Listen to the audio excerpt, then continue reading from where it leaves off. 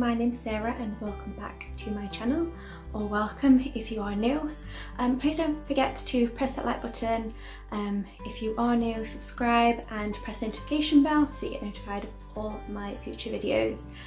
Yes, today I'm going to be talking about a slightly sensitive topic all about postnatal depression. I have two kids. My eldest is 6 and my youngest is 3. Because I had it with Andrew, my eldest, I wanted to talk about obviously what I went through, but also of the likelihood of getting it a second time, because I think a lot of people worry about that.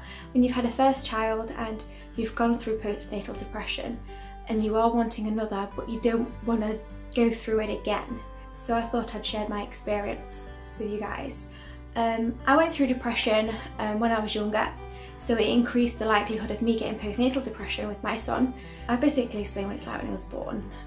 I didn't realise probably till a few months later, but when he was born there was no connection. There's no connection between me and him whatsoever. All I felt like was his babysitter. So yes, he cried, I'd get him, feed him, change his bum, put him down, but there were no real bonding there at all. And I didn't realise that until I kind of realised what I was going through and that I had postnatal depression. So yeah, it was, that time in my life was quite difficult. A lot of things were going off at the same time, so I think a lot of things triggered it. When basically I asked for my son, I had to have him by C-section, I asked for my son to be born a couple of days than planned because my brother was going to Afghanistan on the Monday, and I asked if I could have him on the Friday so my brother could see him before I went to Afghanistan. So my brother went to Afghanistan pretty much a couple of days after my son was born, and that was quite difficult as a family. He only just joined the army. I had my son in March and my brother passed out in November, so we were only in the army just for a few months, and then he obviously got sent to Afghanistan, so it was very difficult. The next thing is, when my son was 4 months old, obviously my brother came back for a few weeks and then you go over again. When my son was 4 months old, my grandma got ill. It was pretty quick. She was having difficulty breathing and things, and we kept saying to her obviously go to the hospital, but she wouldn't do it. And then finally the day she did it, that night we got a phone call that she got put on the machines because she found it too difficult to breathe for herself. And then literally the night after she died.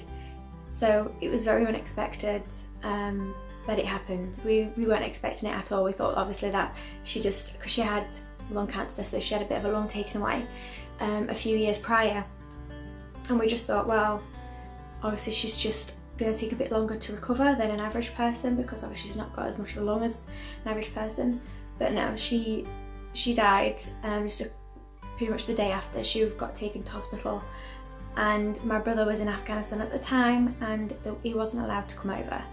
So it weren't until all this happened where I was looking after my son, who was only 4 months old at this time. I was still living with my mum. It was me, my husband, my son and my mum living in the same house. I'm one of these people that it takes a really, really long time to grieve. I feel like I have to hold it all together before I kind of, and then support everybody else before I can kind of break down. One of the things as well that was quite difficult is I don't like hospitals whatsoever. If people are ill, even just like normally ill, like throwing up ill or something like that, I just don't like being around people that were ill. I get very anxious about it, and hospitals are the worst. But that night that we got told that my grandma won't make it through the night, my husband said, you have to go and see her, because obviously I'd regretted it. When my granddad died when I was 7, I got asked to go see him and I said no, and I've regretted it ever since. So, and I couldn't do that with my grandma. But yeah, that was because it was a very difficult time for the whole family. That's when I kind of lost it and broke down. Sorry. I spoke to my health visitor and said something's not right. There's too much going off and I can't deal with it anymore. And she turned around and said to me that she noticed that there wasn't a connection between me and my son, but she's not allowed to say anything. We have to find it out ourselves. And at this stage, yeah, my son was 4 months. It was pretty much just, or maybe 5 months. It was not long after, obviously, my grandma died. So yeah, she basically suggested that I go get help with counselling, and basically our health is to do through Sure Start, and they do counselling and everything like that. So I started with them, and I refused to take medication. Obviously I went through depression when I was younger, and it was only like 5 years prior to that I went through depression, and I refused to take the meds because I didn't want to, because I have family that was on the meds, and I know what it's like. I didn't want to lose my emotions, because sometimes the medications that you take stop you from feeling emotions, and I didn't want that. So yeah, I refused them. I had the counselling, and we tried to do things that me and my son, instead of me just feeling like a babysitter, instead of me just looking after my son, and I wasn't connecting. The thing that they look for is when you have your baby, you're making eye contact and you're making funny noises and you're making them laugh. If you're just kind of like having them, changing the bone, feeding them, and then just putting them down, that's when you can tell something's not right. There's also a lot of things as well that go through your mind. People can get it where they have bad thoughts about the child and themselves, and there's loads of different ways that you can get it, but that was mine. Mine was not feeling attached to my child. When my mum used to get home from work, because sometimes babies can sense things. They can sense if you're worked up and wound up, and they then get worked up and wound up. So when my mum used to come in from work and my son Andrew was not settling at all, she'd come in from work, take him off me and say, go and have a bath. She said, go and have you time, go and chill, go and relax, because she knew how much it was working me up. And I was so grateful for that. So if you are going through it, just ask for help. Ask for help from your local children's centres, for the support, obviously from baby groups, and to talk to others, because you realise when you meet up with other mums, they feel like that too. And when you actually speak about it and speak it in a group where everyone's feeling the same thing, it makes you not feel as bad and like a failure or a bad mum. It just makes you normal to feel that. And yeah, I was so grateful to have it with obviously my mum's help when I was going through that, and she knew when it was difficult. So it was, yeah, I can't explain it really. It was just kind of like when you see your baby and you burst into tears and you just feel overwhelmed by the love. That wasn't me. I just, like I said, I just felt like I was there just to look after him, just to pick him up, changing his bum, feed him, and yeah. And that was bad, and it made me feel bad. That's sometimes people don't. It took me a long time to admit that I didn't have that connection with him, because I thought it made me a bad mum. And I think a lot of people feel like that. If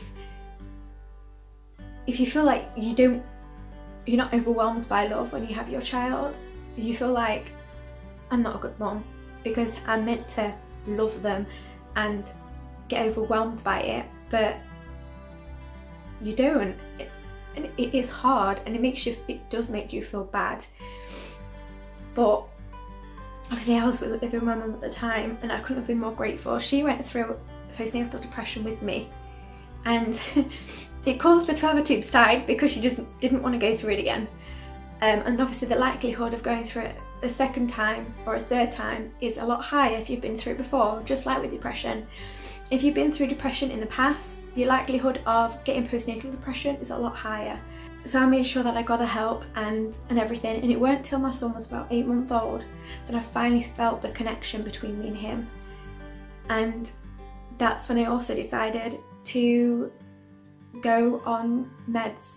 But I asked them to put me on the minimum, because I said, if you can take the edge off it, then that's fine, but I don't want you just to take it away, because it's very difficult. I didn't want to be on them for my whole life, and I basically just yeah, I'd rather feel a bit of emotion, so then when I eased off them, I could handle it better than having no emotion and then suddenly just thrown in on the deep end, because to me that's not helping at all.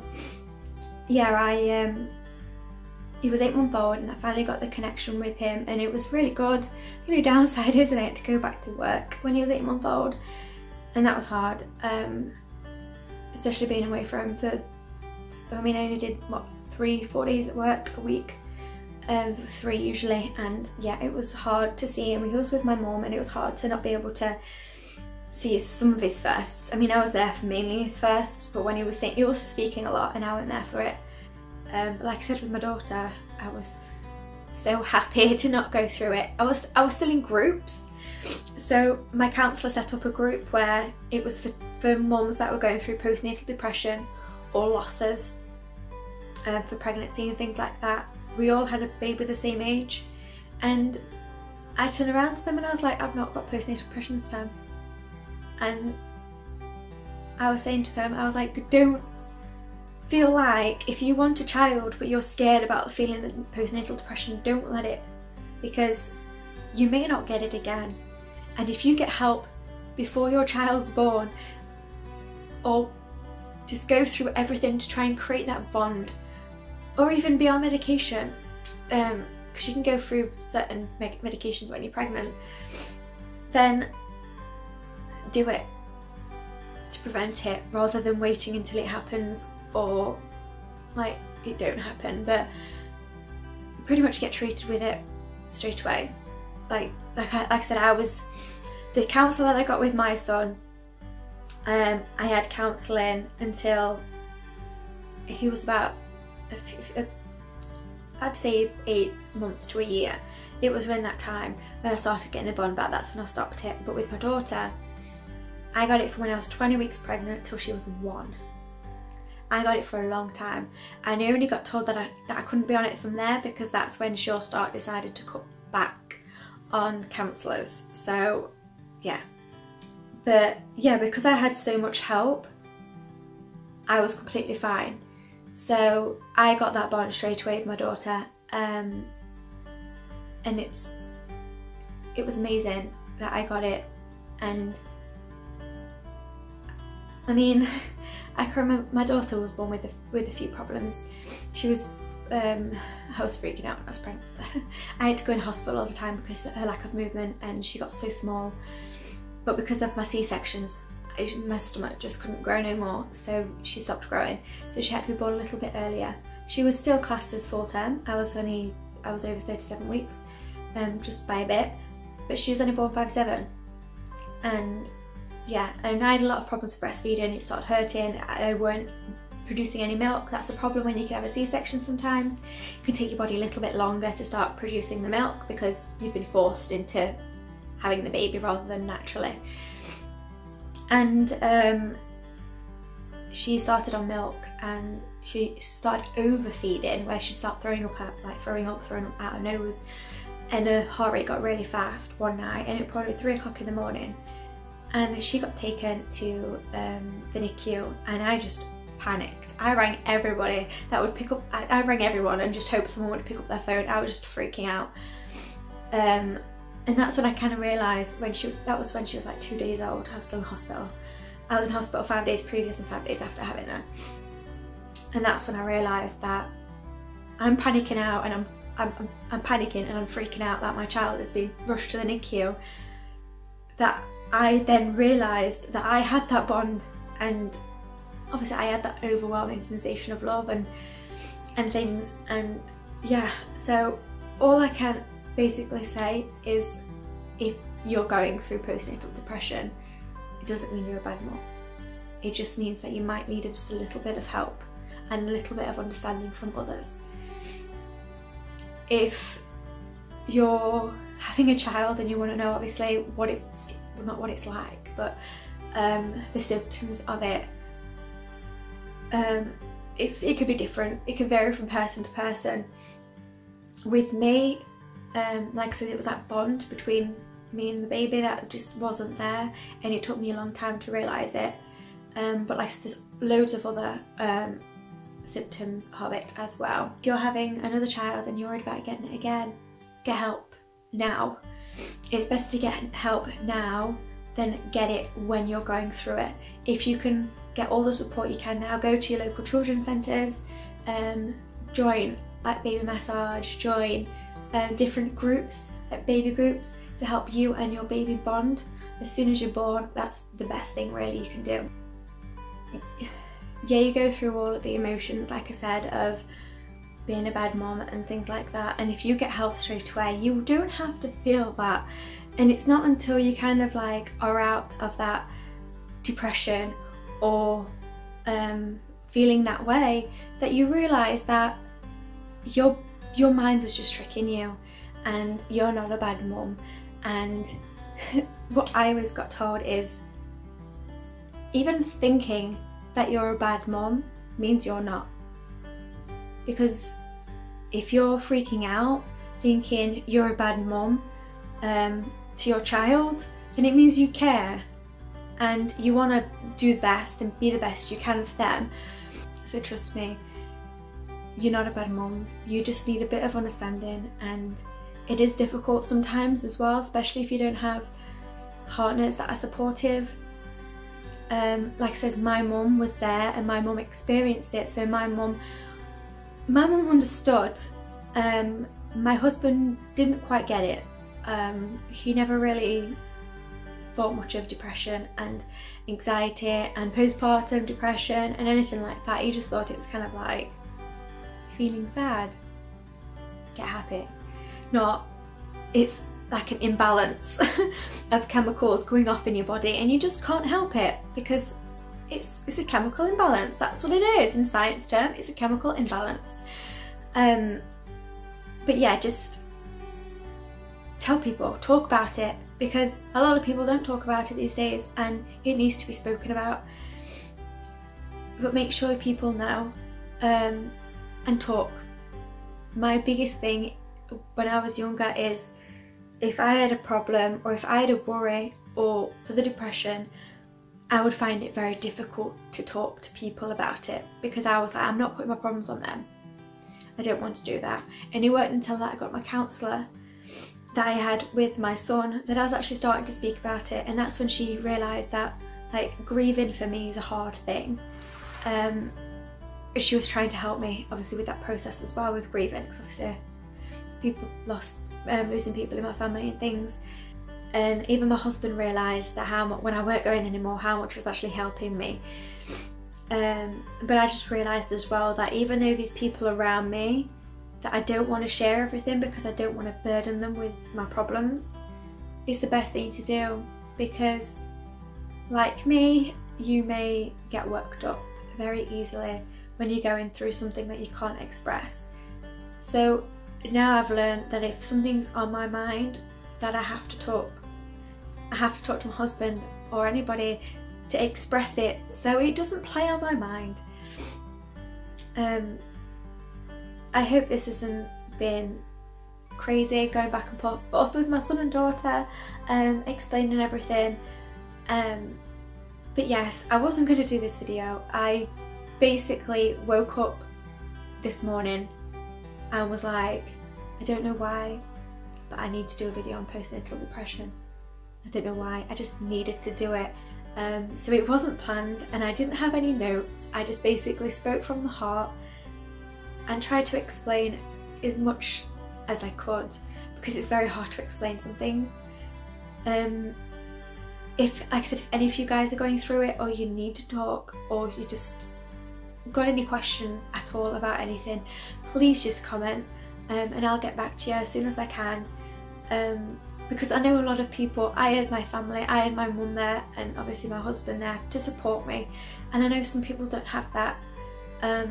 So if you need support, please just comment down below, and just have something, like rant about it, talk about it, just get it out. So please comment down below if you've got any questions or you just want to express something. or even just share your experience, because obviously other people's experience is a lot different to mine. Some people get different type of emotions and feelings when they do have a child. Like I said, mine was just attachment and feeling that love. So please, if you could share your experiences as well, that would be amazing. Don't forget to give this video a thumbs up, subscribe if you're new, and don't forget to press that bell to be notified of all my future videos. But I hope you have an amazing rest of the day, and I'll see you soon. And also, before I go, you're an amazing mom. Bye!